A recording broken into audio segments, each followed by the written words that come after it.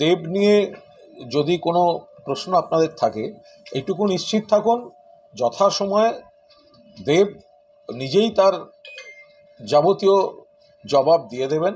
আমি শুধু এটুকু বলতে পারি, দেব তিনি একজন বিশিষ্ট অভিনেতা, জনপ্রিয় নক্ষত্র, তৃণমূল কংগ্রেসের তিনি একজন মাননীয় সাংসদ।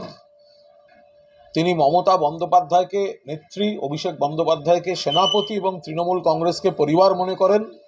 আবার তৃণমূল কংগ্রেসও দেবকে আন্তরিকভাবে তাদের পরিবারের একজন গুরুত্বপূর্ণ সদস্য মনে করেন। ফলে এর বাইরে দেব নিয়ে কোনো জল্পনা আলাদা করে যে ধরনের প্রশ্নগুলো আপনারা করে থাকছেন, আমি সেই প্রশ্নগুলির কোনো অবকাশ এই মুহূর্তে দেখতে পাচ্ছি না। দেব তৃণমূল কংগ্রেসের পরিবারের অন্যতম গুরুত্বপূর্ণ সদস্য এবং সাংসদ। আজকে নিজে যখন তাকে সংসদের থেকে তিনি যখন বেরোচ্ছিলেন, তাকে যখন প্রশ্ন করা হয়, তিনি বলছেন তার যেটা বক্তব্য তিনি দলকে জানিয়ে দিয়েছেন। আপনি বলছেন দেব বলবেন, তাহলে এটা খুব অদ্ভুত। না, কোনো অদ্ভুতের ব্যাপার নেই তো। আমি বলছি দেব যদি বলে থাকেন দলকে জানিয়েছেন, সে তো খুব ভালো কথা। তাহলে দেব তার বক্তব্য দলকে জানিয়েছেন, সেটা দেব এবং দলের অভ্যন্তরীণ ব্যাপার। আমি বলছি আপনাদের যদি কোনো বাড়তি প্রশ্ন কিছু থাকে, তাহলে দেব নিজেই একাই 100 যথাযথভাবে সর্বসমক্ষে তার উত্তর দেওয়ার জন্য। আর দলকে যেটা দেব জানিয়েছেন সেটা দল এবং দেবের নিজস্ব ব্যাপার। যে সময়টা দল এবং দেব দুজনেই প্রকাশ্যে বলার সিদ্ধান্ত নেবেন, সেই মুহূর্তে বলবেন। তো দেব দলের একজন অত্যন্ত সক্রিয় সাংসদ, আজও তিনি লোকসভায় রয়েছেন, তৃণমূল কংগ্রেসের সাংসদ হিসেবে রয়েছেন, পারফর্ম করছেন। তো সুতরাং এর বাইরে দেবের সঙ্গে তৃণমূল কংগ্রেসের কোনো দূরত্ব বা কোনো গ্যাপ তৈরি, এই ধরনের জল্পনার এই মুহূর্তে আমি কোনো অবকাশ দেখতে পাচ্ছি না। একটা অডিও ঘিরে বিতর্ক তৈরি হয়েছে, মনে করা হচ্ছে শঙ্কর দলীয়, যেখানে বলা হচ্ছে দেব সব কাজে কাটমানি নেন। আমি একটা কথা খুব স্পষ্ট বলি, যে অডিও ক্লিপটি ভাইরাল হয়েছে বলে আপনারা বলছেন, এটি কার গলা বা কাদের গলা সেটা আমরা জানি না। দেবের গলা তার মধ্যে নেই। ফলে এর বাইরে কে কি বলছেন তার দায় দায়িত্ব দেব হতে পারে না। যে ধরনের কথা বলা হয়েছে সেগুলো সম্পূর্ণ ভিত্তিহীন। দেব তিনি নিজের পায়ে দাঁড়ানো জনপ্রিয়তম নায়ক বাংলা ছবির, পশ্চিমবঙ্গের অন্যতম সেরা এক নক্ষত্র। তিনি তৃণমূল কংগ্রেসে যোগদান করেছেন আরো মানুষের সেবা করবেন বলে, এবং তৃণমূল পরিবারে থেকে তিনি সেই কাজটা করছেন। তার বিরুদ্ধে এই ধরনের কোনো মন্তব্য, এটা শুধু ভিত্তিহীন নয়, এটা কার গলা না গলা সেটা আমরা জানি না, দেখিনি, ওটা তো পরীক্ষা সাপেক্ষ বা প্রমাণ সাপেক্ষ। কিন্তু এটা দেবকে কলুষিত করার জন্য বা দেবের বিরুদ্ধে একটা প্রচার করার জন্য কেউ সজ্ঞানে এই ধরনের কথা বলে সেটা বাইরে দিয়ে দিয়েছেন। আজকালকার তথ্য প্রযুক্তির জগতে এসব চেনা চেনা সস্তা ছেলে মানুষই চক্রান্ত এসব বাচ্চা ছেলেরা করে থাকে। কে বা করেছে আমরা জানি না, কিন্তু এর সঙ্গে দেবের কোনো সম্পর্ক নেই। দেব একদম মানুষের সেবা করার জন্য মমতা বন্দ্যোপাধ্যায়ের নেতৃত্বে, অভিষেক বন্দ্যোপাধ্যায়ের সেনাপতিত্বে তৃণমূল কংগ্রেসে সে মানুষের সেবা করছে। সেখানে এই ধরনের কাজ ভাবাই যায় না। ঘাটালের জন্য দেব সাংসদ হিসেবে পরিষেবা দিচ্ছে, কাজ করছে। দেবের এমপি ল্যাড ফান্ড থেকে ঘাটালের মানুষের নানা রকম উপকারে বহু কাজ হয়েছে এবং হচ্ছে। তো সেখানে কেউ যদি দেবকে কলুষিত করতে, এটা একটা চক্রান্তমূলক দল গোটা বিষয়টা দেখছে, দল দেখছে। যদি যারা এইসব করে দেবকে গায়ে কালি লাগাতে চাইছেন, দল নজর রাখছে, দল দেখছে। কার গলা কি গলা এগুলো তো তথ্য প্রমাণ সাপেক্ষ, এগুলো সব পরের কথা। কিন্তু দেবকে এইভাবে কলুষিত করার কোনো চেষ্টা দল বরদাস্ত করবে না। একটা মিনিট একটু পজ দিতে বলছি। দাদা অডিও একটা মিনিট একটু পজ দিচ্ছি। অডিওতে কোনো প্রবলেম হচ্ছে? Hello hello hello hello, audio ঠিক আছে? তুমি কথা বলেছো? বলছি দিলীপ ঘোষ আজকে কটাক্ষ করেছে যে অভিষেক বন্দ্যোপাধ্যায় লোকসভায় দেশের জেলগুলির অবস্থা সম্পর্কে জানতে চেয়েছে এবং কেন্দ্রীয় স্বরাষ্ট্রমন্ত্রক কি পদক্ষেপ নিয়েছে সেটাও জানতে চেয়েছে। তো হেমন্ত সোরেনের গ্রেপ্তারির পর চিন্তা বেড়েছে অভিষেক বন্দ্যোপাধ্যায়, তাই জেলের পরিস্থিতি কি অবস্থায় রয়েছে তা জানতে চাইছেন।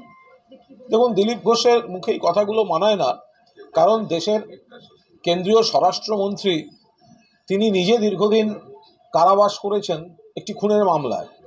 বিজেপির একগুচ্ছ নেতা নেত্রী আছেন যারা জেলবন্দি ছিলেন বা আছেন। তার চেয়ে বড় কথা, বিজেপিতে এমন অনেক দুর্নীতিগ্রস্ত পাপিটাপি রয়েছে যারা এজেন্সির নথিতে যাদের নাম, যারা জেলটা অ্যাভয়েড করার জন্য বিজেপিতে রয়েছে। মানে বিজেপিটাও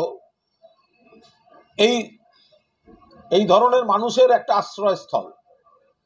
তো সুতরাং দিলীপ ঘোষের এই কটাক্ষগুলোর কোনো মানেই হয় না। বলছি দেব সম্পর্কে অভিনেতা হিরণ আজকে বহু একাধিক কথা বলেছেন। প্রথমত হচ্ছে তিনি বলছেন যে দুলাল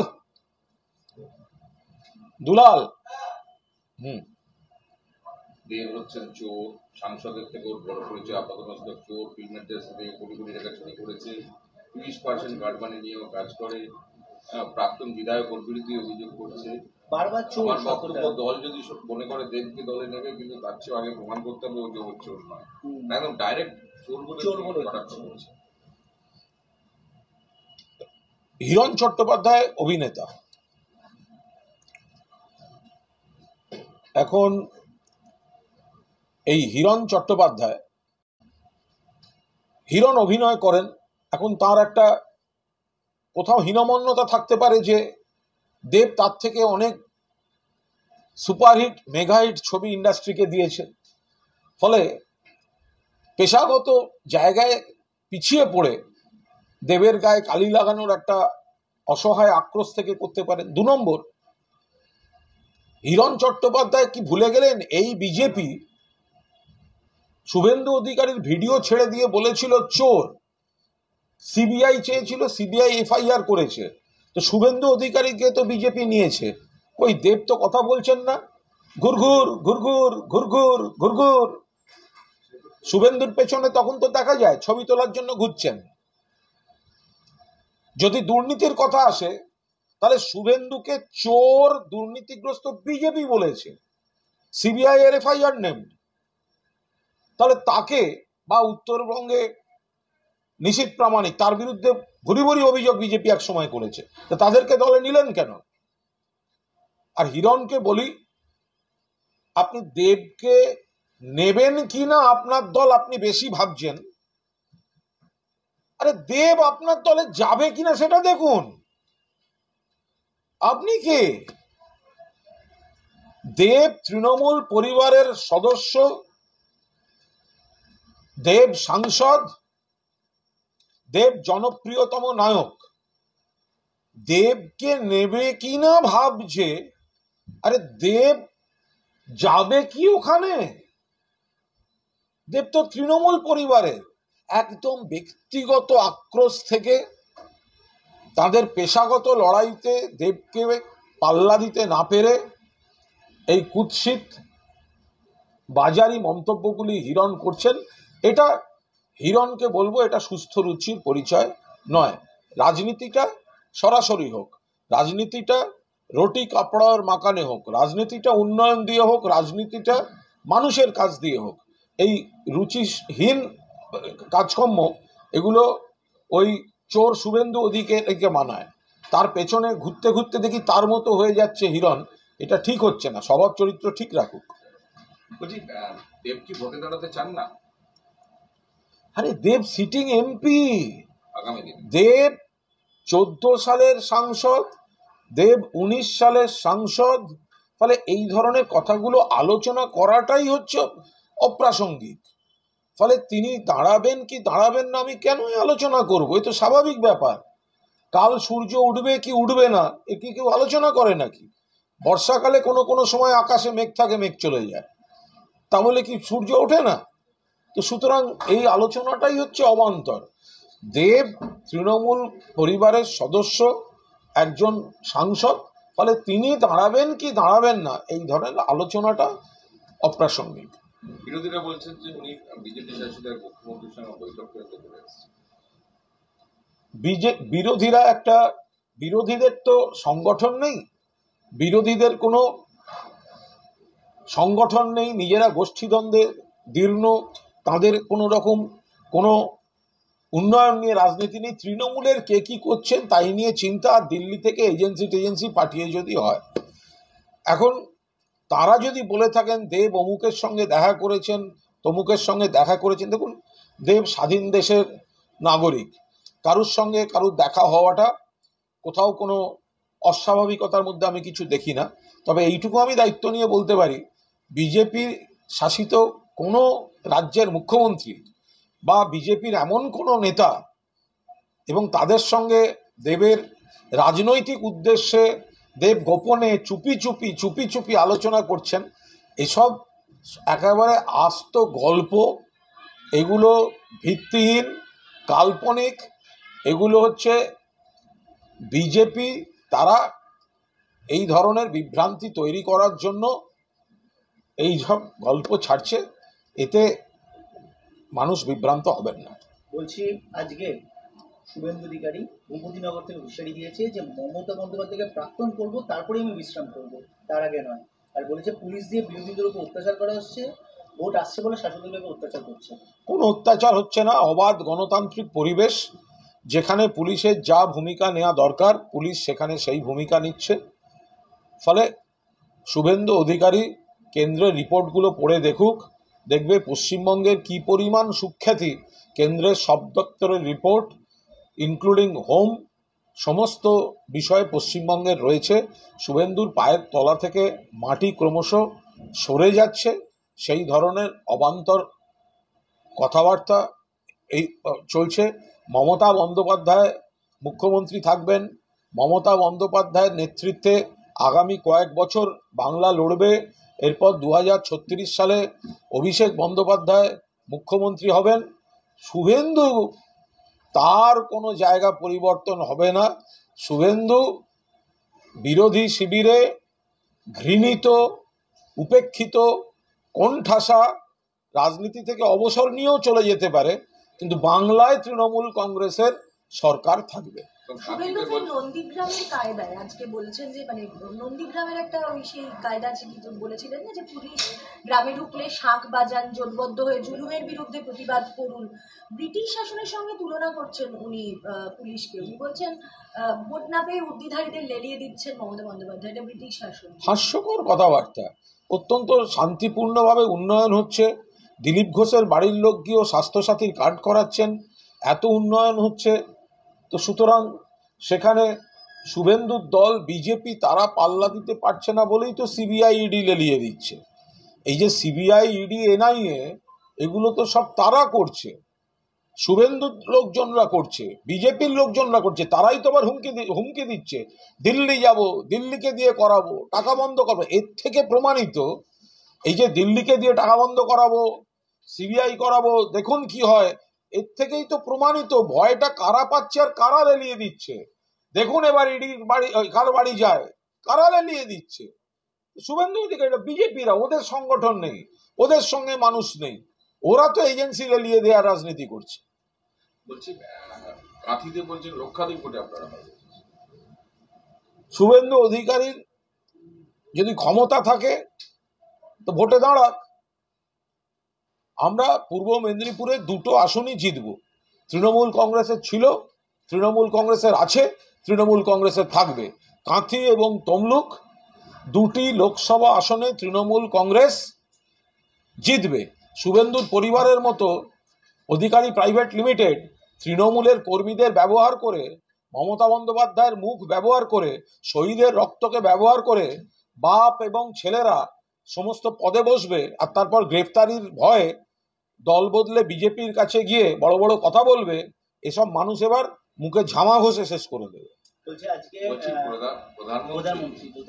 প্রধানমন্ত্রীর কার্যত হাতিয়ার হচ্ছেন মুখ্যমন্ত্রীর তথ্য। আজকে প্রধানমন্ত্রী রাজ্যসভায় বলছেন যে পশ্চিমবঙ্গ থেকে চ্যালেঞ্জ এসছে, 40টা আসন কংগ্রেস পার করতে পারবে না। আমি চাই কংগ্রেস কি 40টা আসনই তাই রক্ষা করুক। প্রার্থনা করছি কংগ্রেস যেন 40টা বেশি আসন পায়। এবার মমতা বন্দ্যোপাধ্যায় ঠিক একই কথা বলেছেন, 40টা আসন। দেখুন, এটা মমতা বন্দ্যোপাধ্যায় তাঁর অ্যানালিসিস দিয়েছেন। এবার তাঁর রাজনৈতিক অভিজ্ঞতা থেকে, মানুষের মন রিড করার ক্ষমতা থেকে মমতা বন্দ্যোপাধ্যায় একটা অ্যানালিসিস দিয়েছেন। তো এখন সেটা যদি শুধু নরেন্দ্র মোদীজি কেন, যারা যারা এই বিষয়টা একমত হবেন, আপনি গিয়ে জিজ্ঞাসা করুন, অখিলেশ যাদবও একই কথা বলবেন। আপনি গিয়ে জিজ্ঞাসা করুন, হেমন্ত সোরেনও একই কথা বলবেন। আপনি গিয়ে জিজ্ঞাসা করুন, বিজেপি কংগ্রেসি বহুদলই এটা বলবেন। এখন মমতা বন্দ্যোপাধ্যায় এটা বলেছেন যাতে কংগ্রেস সচেতন হয়ে ঘর সামলায়, আর নরেন্দ্র মোদী সেটাকে অন্যভাবে ব্যবহার করছেন। এর সঙ্গে দুটোর মিল খোঁজার কোনো কারণ নেই, এটা মহা মুশকিল। একটা সূর্য পূব দিকে উঠছে, এটা যদি তৃণমূলের কেউ বলে পূব দিকে উঠছে, কেউ যদি বলে বিজেপির পূব দিকে উঠছে, তাহলে কি হয়ে গেল যে বিজেপি আর তৃণমূলের এক? এটা তো হতে পারে না। রাজনীতিতে একটা ফ্যাক্টর, কংগ্রেস তার নিজের গড়গুলোতে দুর্বল হয়ে যাচ্ছে, শরিকদের জায়গাগুলো ডিস্টার্ব করতে আসছে। কংগ্রেসের লোকসভা দলনেতা বিজেপির দালালি করছেন। এই নরেন্দ্র মোদী তো গত পরশু লোকসভায় দাঁড়িয়ে অধীর চৌধুরীর প্রশংসা করেছেন। এই নরেন্দ্র মোদী তো বলেছেন অধীর চৌধুরী অতি কষ্টে কংগ্রেসের নেতৃত্বকে হজম করছে, বলেনি? তাহলে তো এই যুক্তিতে অধীর চৌধুরী সব থেকে বড় নরেন্দ্র মোদীর মানসপুত্র। ফলে রাজনীতিতে শব্দের ব্যবহারের উপর দাঁড়িয়ে রাজনীতিতে কে কার সঙ্গে আছে, এটা এইভাবে সরলীকরণ উপসংহারের বোধহয় ঠিক নয়। বিরোধীরা তো বলতে শুরু করেছে যে এটা মানে এই প্রেডিকশন এক হয়ে যাওয়া, এটা আসলে মনোভাবের এক হয়ে যাওয়া। তাহলে যখন নরেন্দ্র মোদী বলছেন যে অধীরকে মনে কষ্ট নিয়ে কংগ্রেসের পরিবারবাদকে মানতে হচ্ছে, তাহলে কংগ্রেস কি সেটাও সাপোর্ট করছে যে নরেন্দ্র মোদীর কথা ধ্রুব সত্য? তাহলে অধীর চৌধুরী মনে অনেক কষ্ট নিয়ে কংগ্রেস করছেন, বিজেপির লোক আসলে। নরেন্দ্র মোদীর লোকসভার বক্তৃতাটা তার রেফারেন্স দেবেন না, রাজ্যসভার একটা লাইন নিয়ে কথা বলবেন, তা কেন হবে? মমতা ব্যানার্জি বলেছেন কংগ্রেস আগে 40 পেয়ে দেখাক, বা হয়তো 40ও পাবে না। এটা একটা রাজনৈতিক সমীক্ষা, এটা আমাদের একটা রাজনৈতিক সমীক্ষার বিষয়। আমরা যেমন বলেছিলাম লোকসভায় আমরা 200-র বেশি পাবো, বিজেপি বলেছিল বিধানসভায় বলেছিলাম 200-র বেশি পাবো, তৃতীয়বারের জন্য ফিরছে। তখন অনেকে বিশ্বাস করেননি, পরবর্তীকালে দেখা গেছে আমরা ঠিক বলেছিলাম।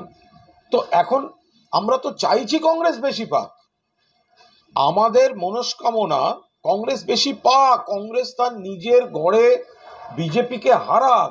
কংগ্রেস ভুল রাজনীতিতে নিজের ঘরে ভাঙছে আর শরিকদের জায়গায় এসে ডিস্টার্ব করছে, সেটাই মমতা বন্দ্যোপাধ্যায় বলতে চেয়েছেন। ফলে মমতা বন্দ্যোপাধ্যায় আর নরেন্দ্র মোদীর বক্তব্যের সারবস্তু, তার মধ্যে কিন্তু কোনো তথ্যগত সমীক্ষামূলক অংশটি ছাড়া বাকি অভিমুখগত কোনো মিল নেই। মমতা বন্দ্যোপাধ্যায় কংগ্রেসকে পরামর্শ দিচ্ছেন তোমরা বাড়ো, তোমরা মন দাও। মমতা বন্দ্যোপাধ্যায় কংগ্রেসের প্রাইভেট টিউটারের মতো আচরণ করেছেন। মমতা বন্দ্যোপাধ্যায়ের কাছ থেকে টিউশনি নিলে কংগ্রেস বাড়বে। মমতা বন্দ্যোপাধ্যায় প্রাইভেট টিউটারের মতো, অভিভাবকের মতো বলেছেন তোমাদের গড়ে আগে তোমরা বাড়ো। আর নরেন্দ্র মোদী কংগ্রেসের কমাটায় মজা পাচ্ছেন। দুটো হচ্ছে তফাৎ। মমতা বন্দ্যোপাধ্যায় বলছেন কংগ্রেস তুমি তোমার জায়গায় বাড়ো আর ইন্ডিয়ার শরিকদের উপর উৎপাত করো না, বিজেপির দালালিটা বন্ধ করো। আর নরেন্দ্র মোদী কংগ্রেসকে নিয়ে রসিকতা করছেন। মমতা বন্দ্যোপাধ্যায় কিন্তু রসিকতা করেননি। মমতা বন্দ্যোপাধ্যায় প্রাইভেট টিউটারের মতো কংগ্রেসকে পরামর্শ দিয়েছেন আত্মসমালোচনা করে আয়নার সামনে মুখ দেখে বাড়বার জন্য। বলছি, কালচানিতে একজন চা শ্রমিকের মৃত্যু হয়েছে, তাতে বলা হয়েছে যে অনাহারে মারা গিয়েছে। স্বাভাবিকভাবে নেমে পড়েছে বিরোধীরা, বলেছে কোথায় তার মুখ্যমন্ত্রীর ভাতার টাকা, প্রশ্নের মুখে চার সুন্দরী প্রকল্প। কোনো অনাহারের মৃত্যুর কোনো ঘটনা ঘটেনি, সেটা সম্পূর্ণ অন্য প্রেক্ষিতে অন্যান্য অসুস্থতা বিষয়গুলো ছিল, সেগুলো বিস্তারিত আমরা দেখছি। কিন্তু অনাহারের মৃত্যু বাম জমানায় আমরা দেখেছি, পরের পর আমলাশোল দেখেছি, সারা দেশে অনাহার অপুষ্টি সমীক্ষায় সব ডবল ইঞ্জিন সরকারগুলোর হাল আমরা দেখতে পাচ্ছি। কিন্তু এ রাজ্যে অনাহারের মৃত্যু নেই এবং কালচিনির ঘটনা অনাহারের মৃত্যু নয়। মমতা বন্দ্যোপাধ্যায় পরিবার সিদ্ধারামাইয়া কেন্দ্রের বঞ্চনার অভিযোগে ফের দিল্লিতে ধর্ণা দিতে চলেছেন। এবার অবস্থানে কংগ্রেস শাসিত কর্ণাটক। মন্ত্রী সাংসদদের নিয়ে কর্মসূচিতে সিদ্ধারামাইয়া কাল থেকে না দেখুন, এই যে কেন্দ্রের বিরুদ্ধে বিজেপি সরকারের বিরুদ্ধে এই যে বৈষম্যর প্রতিবাদে তো প্রতিবাদ, এই লড়াইটা পথ তো দেখিয়েছে তৃণমূল কংগ্রেস। মমতা বন্দ্যোপাধ্যায়ের নেতৃত্বে, অভিষেক বন্দ্যোপাধ্যায়ের সেনাপতিত্বে কলকাতায় ধর্ণা থেকে শুরু করে দিল্লি অভিযান থেকে, দিল্লিতে ধর্ণা থেকে দিল্লির রাজপথে সরব হওয়া, এগুলো তো হয়েছে। তো সুতরাং এরপর দেখা যাচ্ছে সিপিএম এর মুখ্যমন্ত্রী কেরল থেকে তিনিও দিল্লিতে ধর্ণার কথা বলছেন, কর্ণাটকে কংগ্রেসের মুখ্যমন্ত্রী বলছেন। অর্থাৎ মমতা বন্দ্যোপাধ্যায় দেখানো পথেই কিন্তু কেন্দ্র বিরোধী আমলায় এসে কংগ্রেসের লোকসভা দলনেতা আর প্রদেশ কংগ্রেস সভাপতি অধীর রঞ্জন চৌধুরী কেন বিজেপির দালালি করছেন এবং বিজেপি সিপিএম এর সঙ্গে হাত মিলিয়ে মমতা বন্দ্যোপাধ্যায়ের দল এবং সরকারের বিরোধিতা করছেন। সংখ্যালঘুদের এবার ভোটারের আস্থা অর্জন করার জন্য বিরোধীরা বিশেষ করে গেরুয়া শিবির ছাপিয়ে পড়ছে। তারা একটা স্লোগান দিচ্ছে, না খায় হে মোদি আমরা ভাই হে। কি বলবেন? এগুলো সব নাটক। বিজেপি সম্পূর্ণভাবে উগ্র হিন্দুত্বের উপর ভরসা করে এমনভাবে সমাজটাকে ভাগ করতে চায়, তাতে হিন্দু, মুসলমান, খ্রিস্টান কারোরই উপকার নয়। তার কারণ মানুষের উন্নয়নের রাজনীতি থেকে তারা সরে গিয়ে শুধুমাত্র ধর্মের নামে ভেদাভেদ করে তারা সেই ভোট ব্যাংক রাজনীতি করতে চাইছে। মানুষ এটা নেবেন না। সন্দেশখালীর ঘটনার 1 মাস পার হয়ে গিয়েছে, ফের কেন্দ্রীয় বাহিনী আক্রান্ত। পাচার রুখতে গিয়ে আসানসোলে এবার কেন্দ্রীয় বাহিনী আক্রান্ত হয়েছে। সন্দেশখালীতেও আক্রান্ত হয়েছিল কেন্দ্রীয় বাহিনী, আবার কোন এলাকার ঘটনা সেই এলাকার নেতৃত্ব সঠিকভাবে বলতে পারবেন। কোনো একটা জায়গায় যদি কোনো ঘটনা ঘটে থাকে, প্রথমেই সেটা রাজ্য সরকার বা তৃণমূল কংগ্রেস দায়ী, এটা বলাটা আমাদের একটা অভ্যাস হয়ে গিয়েছে। বিষয়টা আদৌ সেরকম নাও হতে পারে। ওই এলাকায় অন্য দল, অন্য সব ব্যাপার স্যাপার থাকতে পারে। ওটা যদি সেখানে কেন্দ্রীয় বাহিনী, তাদের কি ভূমিকা ছিল, তারা কোনো প্ররোচনা দিয়েছিল কিনা, তারা ঠিকভাবে সেই সময় ইস্যুটা ট্যাকেল করতে পেরেছে কিনা, এগুলো না দেখে নিয়ে মন্তব্য করা যায়। দেবশ্রীর পর এবার লকেট, রায়গঞ্জের পর হুগলিতেও বিজেপি সাংসদের বিরুদ্ধে পোস্টার। বহিরাগত পরিযায়ী নেত্রী নয়, তৃণমূলকে রুখতে শ্রীরামপুরে ভূমিপুত্র চাই। বিজেপির নামে লিফলেট বৈদ্যবাটি শেওড়াফুলি। স্বাভাবিক ব্যাপার। বিজেপির সাংসদরা যদি কাজ না করেন, বিজেপির সাংসদরা যদি এলাকায় তাদের না দেখা যায়, লকেটের হুগলি তিনি জিতলেন, তারপরে 19-এ তিনি জিতলেন, আর 21 সালের বিধানসভা নির্বাচনে দেখা গেল তার লোকসভার অধীন সবকটা বিধানসভায় বিজেপি হেরে গেল, তৃণমূল কংগ্রেস জিতল। অর্থাৎ মানুষ বিজেপিকেও নিচ্ছে না, এই সাংসদকেও নিচ্ছে না। যাদের দেখা যায় না চোখে, যারা অন্য রাজ্যে ঘুরে বেড়ায়, যারা শুভেন্দুদের মতো গদ্দারের সঙ্গে ঘুরে দলের নামে, তৃণমূলের নামে, বাংলার নামে কুৎসা করে, যারা বাংলার মানুষের প্রাপ্য টাকা আটকে দেওয়ার রাজনীতিতে যুক্ত, ফলে নিশ্চিতভাবেই হুগলির মানুষ, কোনো অংশের মানুষই, বিজেপি তারা বলতে পারে তাদের ঘরের লড়াই, যে ঘরের প্রার্থী চাই, বাইরের নয়, আর গোটা হুগলির মানুষ বিজেপিকেই চায় না। ওখানে এবার তৃণমূল জিতবে, লিখে নিন, হুগলি লোকসভা কেন্দ্র তৃণমূল কংগ্রেস জিততে চলেছে। বলছি, গতকাল নওশাদ সিদ্দিকী লোকসভায়, আমাদের বিধানসভায় জেলের ভিতরে পরিষেবা, জেলের ভিতরে খাবার, এমনকি বন্দীদের যাবতীয় পরিষেবা নিয়ে প্রশ্ন তোলেন। বলেছে পর্যাপ্ত খাবার মিলছে না, পর্যাপ্ত পরিষেবা মিলছে না। তার মঞ্চে অন্য কিছু নিয়ে ব্যস্ত। আমার মনে হয় ভিত্তিহীন কথা বলছেন। কারা দপ্তর যথেষ্ট ভালোভাবে চলছে এবং জেলের যে খাওয়ার দাওয়ার পরিকাঠামো যেটুকু সেখানে থাকা দরকার সেটা যথেষ্ট ভালো পরিমাণে আছে। এখন মানে জেলটা নিশ্চয়ই কারোর বাড়িতে যে আরাম, বাড়িতে যে খাওয়া থাকবে সেটা হবে না, কিন্তু যেটুকু সুস্থ থাকতে গেলে, ভরপেট খেতে গেলে, ভালো পরিচ্ছন্ন খাবার যেভাবে গুণমান বজায় রেখে সম্ভব সেটা জেলে থাকে। বলছি যে সোমনাথ শাম আজকে অর্জুন সিং সম্পর্কে বলছেন যে যারা দলে ছেড়ে চলে যায় বা যারা সময় থাকে না তারা আগামী দিনেও থাকবে না এবং ওকে টিকিট দেওয়ার ক্ষেত্রে বিবেচনা করা উচিত এবং গোটা বিষয়টাই দল দেখছে। মানে একদম গদ্দারই হয়, যে চলে যায় সে অন্য দলে গিয়েও গদ্দারি করবে। তখন এই বিষয়ে আমি নতুন করে কোনো মন্তব্য করব না। গোটা বিষয়টি আমাদের দলের শীর্ষ নেতৃত্ব দেখছেন। ওই জায়গাটা একটা সমস্যা চলছে, জেলা নেতৃত্ব দেখছেন, শীর্ষ নেতৃত্ব দেখছেন। মানে একের বিরুদ্ধে একেবারে বলে যাচ্ছেন, এই সমস্যার সমাধান হবে তবে দীর্ঘদিন ধরে চলছে না। দুজনেই দুপক্ষই যদি বলেন তাহলে আপনারা দুজনেরই ছবি দেখাবেন, দিনের শেষে তৃণমূল কংগ্রেসের প্রচার হবে আর বাকিটা তৃণমূলের নেতৃত্ব দেখছেন। সীমান্তরক্ষী বাহিনীর বিরুদ্ধে ভুল তথ্য পেশ করছেন বাংলার মুখ্যমন্ত্রী। অভিযোগ তুলে এবার অমিত শাহকে নালিশ। বিজেপি বিধায়কের শঙ্কর ঘোষ কেন্দ্রীয় স্বরাষ্ট্রমন্ত্রীকে চিঠি দিয়েছে।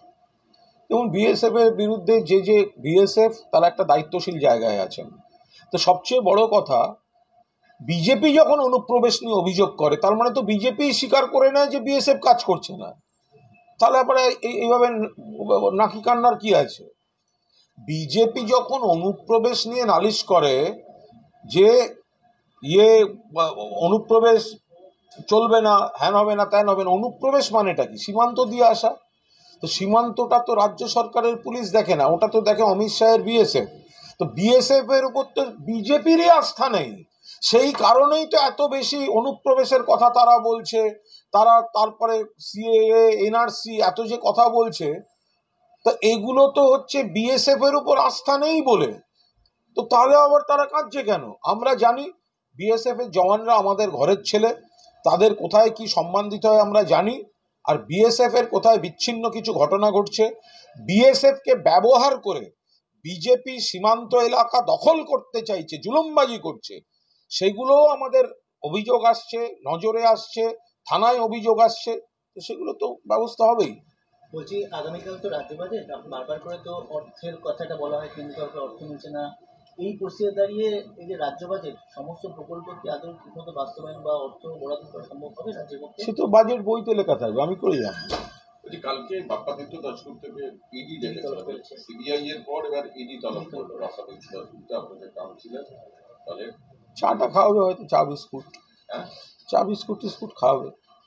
প্রথম 1 ঘন্টা বসে থাকতে হবে রিসেপশনে, তারপরের 1 ঘন্টা নাম, বাবার নাম, ঠিকানা, তারপরের 1 ঘন্টা কি কি কাগজ আনলেন, তারপরের 1 ঘন্টা আপনি এটা ছিলেন না, এটার মধ্যে ছিলেন না, তারপর বিকেল 6টা 6:30 নাগাদ ও বাড়ি গিয়ে আবার চা খাবে। বলছি, সন্দেশখালী ইডির যে হামলার ঘটনা, তাতে সিট গঠনের যে নির্দেশ দিয়েছিল সিঙ্গেল বেঞ্চ, তাতে অন্তর্বর্তী স্থগিতাদেশ দিল রিভিশন বেঞ্চ। আদালতের বিষয়, আদালতের রায়ের উপর দাঁড়িয়ে কোনো মন্তব্য করব। অগ্নিমিত্রা পাল বলছেন যে বিভিন্ন জায়গায় নারীরা অত্যাচারিত হচ্ছে, নিষ্ক্রিয়তা দেখাচ্ছে পুলিশ। আমি তো কথা বলবো আমাদের শীর্ষ নেতৃত্বের সঙ্গে, যদি কথা বলতেই না হয় তাহলে বয়কট করা উচিত বিধানসভা। আমরা মুখ্যমন্ত্রীর বিবৃতি দাবি করছি। তাহলে প্রধানমন্ত্রী আগে বিবৃতি দিন যে উত্তরপ্রদেশ কেন সব থেকে নারী নির্যাতনে এগিয়ে, মধ্যপ্রদেশ কেন নারী নির্যাতনে এগিয়ে, কেন কেন্দ্রীয় সরকার মহিলাদের জন্য সব থেকে নিরাপদ রাজ্য বা শহর এই কলকাতাকে বলছে। তো অগ্নিমিত্রা পাল এই ধরনের কথাগুলো বলার আগে কেন্দ্রের নিজের দলের সরকারের রিপোর্টগুলো পড়ে নিন, তাহলে মনে হয় ওনার কথা বলতে সুবিধা হবে, ভুলভাল কথাটা কম বলবেন।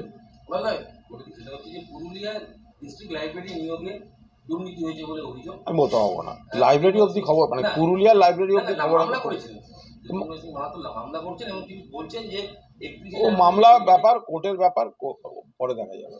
আইএনডিআই জোটে ফের ধাক্কা লাগতে চলেছে সূত্রের খবর। আরএলডি প্রধান জয়ন্ত চৌধুরীর সঙ্গে বেশ কয়েক দফার বিজেপির বৈঠক হয়েছে। দেখুন, এগুলো বিজেপি মরিয়া। ইন্ডিয়া নিয়ে বিজেপি ভয় পেয়েছে বলেই তো মরিয়া হয়ে হেমন্ত সোরেনকে আক্রমণ, তৃণমূল কংগ্রেসের নামে কুৎসা, টাকা বন্ধ করা, অমুককে ভাঙিয়ে আনা, নীতিশ কুমারকে নিয়ে যাওয়া, এই কাজগুলো তো হচ্ছে একটা প্যানিক রিয়াকশন থেকে। মানুষ যদি বিজেপিকে ভোট না দেয় সারা দেশে, আর মানুষ যদি বিজেপিকে যারা হারাতে পারবে, যে প্রার্থী যে আসনে হারাতে পারবে তাকে ভোট দিয়ে দেয়, তো তাহলে বিজেপি এইসব করে বাঁচতে পারবে না। একটা কথা বলেছে যে 100 দিনের তদন্ত, 100 দিনের টাকা দিয়ে তদন্ত ঠিক করে হয় তাহলে আরো বড় আকারে জেল লাগবে, অনেককে জেলে ভরার জন্য। কে বলছে? শুভেন্দু। এই শুভেন্দুর কথা কি বলবো? যে নিজে এফআইআর নেমড, শুভেন্দু সিবিআই এর এফআইআর নেমড, ওকে চোর বলেছিল বিজেপি। সে যখন অন্যকে সিবিআই আর জেল দেখায়, তার কথার কোনো গ্রহণযোগ্য থাকে? সে তো নিজে বিজেপিতে গেছে গ্রেফতারি থেকে বাঁচতে। ও তো একটা রেজিস্টার্ড চোর। ওর ভিডিও তো বিজেপি দিয়েছিল। তার আবার বড় বড় কথা কিসের? কেন্দ্রীয় সরকারের রিপোর্টে 100 দিনের কাজে দেশের মধ্যে 1 নম্বর জায়গায় হচ্ছে, ফার্স্ট বয় হচ্ছে ওয়েস্ট বেঙ্গল।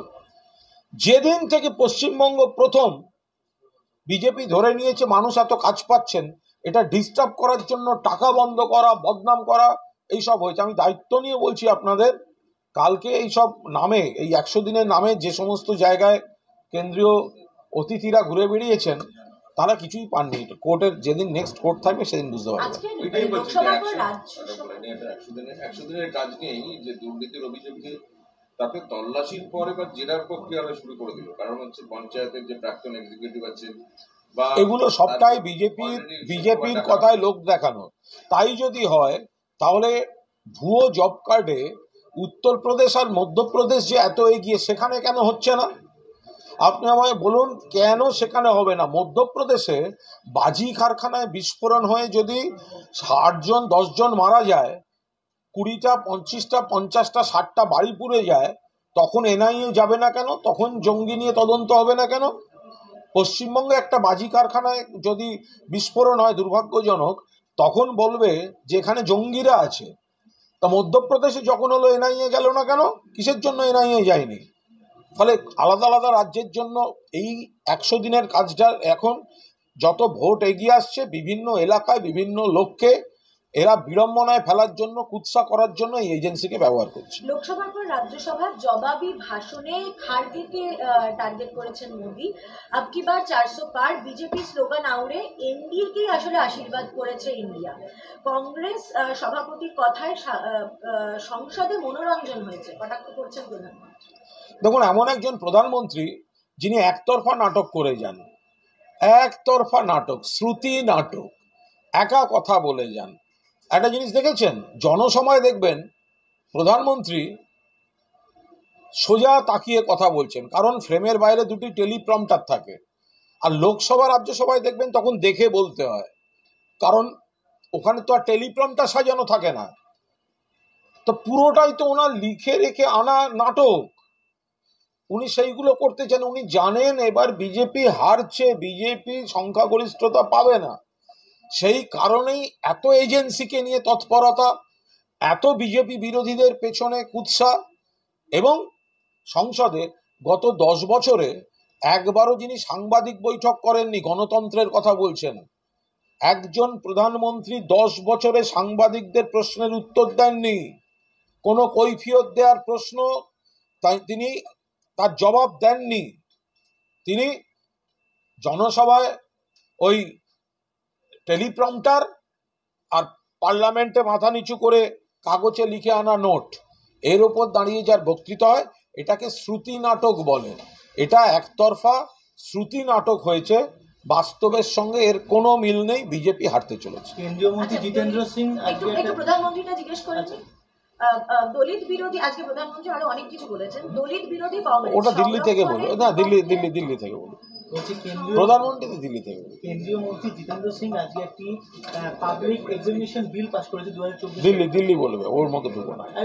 পশ্চিমবঙ্গ বলেছে বলে যে পশ্চিমবঙ্গে প্রশ্ন ফাঁস বেশি হয়, নিয়োগে দুর্নীতি বেশি হয়, এবং রাজস্থানেও যে মিথ্যে কথা বলছেন। পশ্চিমবঙ্গে কোনো প্রশ্ন ফাঁস হচ্ছে না। যদি পরীক্ষা চলাকালীন যখন পরীক্ষার্থীরা হলে পরীক্ষা দিচ্ছেন তখন কেউ কোনোভাবে একটা ছবি তুলে নিয়ে বাইরে পাঠান, সেটাকে ফাঁস বলে না। এগুলো চক্রান্ত করে কুৎসা করার জন্য সিপিএম মনোভাবাপন্ন, বিজেপি মনোভাবাপন্ন, এরা এইগুলো ইস্যু করবেন বলে কংগ্রেস মনোভাবাপন্ন, এরা এই ধরনের জিনিস করছেন। কোনো ফাঁস হচ্ছে না। সন্দেশখালী মামলায় সিট গঠনের নির্দেশে আপাতত স্থগিতাদেশ। এটা তো ওটা আদালতের বিষয়, ও নিয়ে এই মুহূর্তে কিছু বলাটা খুব মুশকিল, কারণ এদের এক একটা জায়গায় গিয়ে এক এক রকম, কালকে আবার কোথায় কি হবে এই নিয়ে কোনো মন্তব্য হতে পারে না। বলতে পারবো না, শেখ শাহজাহানকে আমি চিনি না, সুতরাং আমি কি করে বলবো যে শেখ শাহজাহান কি করবে।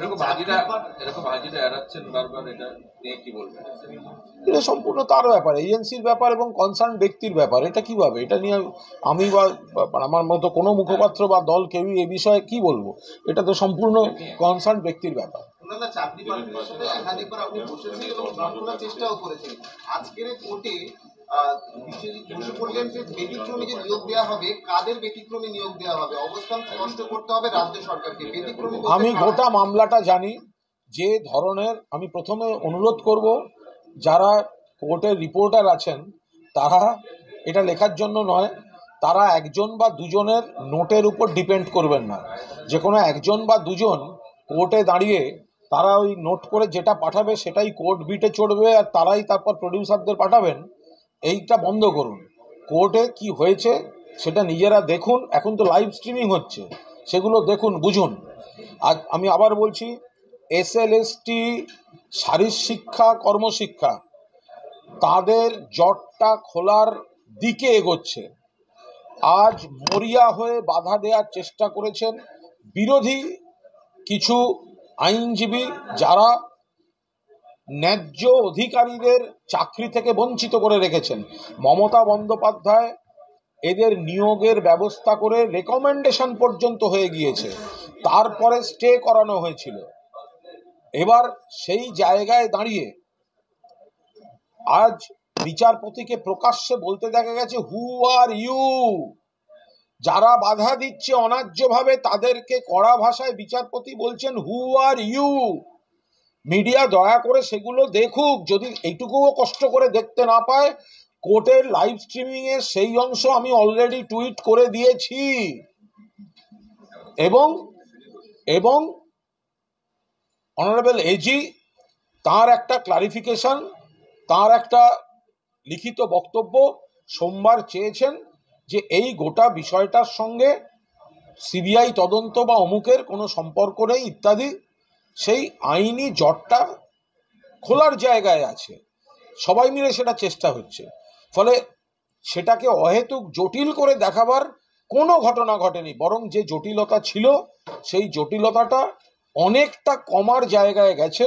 মাননীয় এজিকে ধন্যবাদ দিচ্ছি, এবং আজ মহামান্য বিচারপতিও কিন্তু যারা বাধা দিচ্ছিলেন তাদেরকে একেবারে হু আর ইউ, যেভাবে এই বাধা দানকারীরা যে এই চাকরিটা হয়ে যাচ্ছে বাধা দাও, চাকরিটা হয়ে যাচ্ছে বাধা দাও, মরিয়া হয়ে নেমেছে। তো সেটা, তাতে বিচারপতি যে বিরক্ত হয়ে বলছেন হু আর ইউ, এটা অত্যন্ত ইতিবাচক। ধর্মাপুরের নামে তফসিলি পরিবারের বাড়িতে হানা, ওসির বিরুদ্ধে জুলুমের অভিযোগ করছেন শুভেন্দু অধিকারী। এখন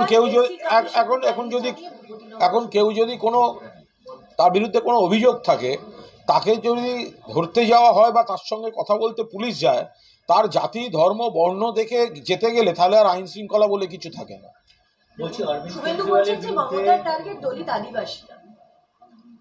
শুভেন্দু অধিকারী লজ্জা করে না? একটা নির্লজ্জ বেহায়া রেজিস্টার্ড চোর বীরবা হাঁসদাকে যখন বলেছিল আমার জুতার নিচে থাকে, তখন দলিতদের, আদিবাসীদের, জঙ্গলমহল বাসিন্দাদের অসম্মান করার কথা মনে পড়েনি শুভেন্দু অধিকারী? বীরবা হাঁসদা, দেবনাথ হাঁসদা আমার জুতার নিচে থাকে, তারপর থেকে আজ পর্যন্ত ক্ষমাও চায়নি। যার মুখ থেকে এই কথা বলে সে কোনো ভদ্রলোক হতে পারে না, তার আবার কথা। অরবিন্দ কেজরিওয়ালের বিরুদ্ধে সমন জারি করলো রাউস অ্যাভিনিউ কোর্ট, 17 ফেব্রুয়ারি তাকে হাজির করতে বলা হলো। কোর্ট আর অরবিন্দ কেজরিওয়াল বুঝবেন। এটা কি মানে বিরোধীদের করার আরে কোর্ট সমন করে, এটা তো একটা প্রসেস।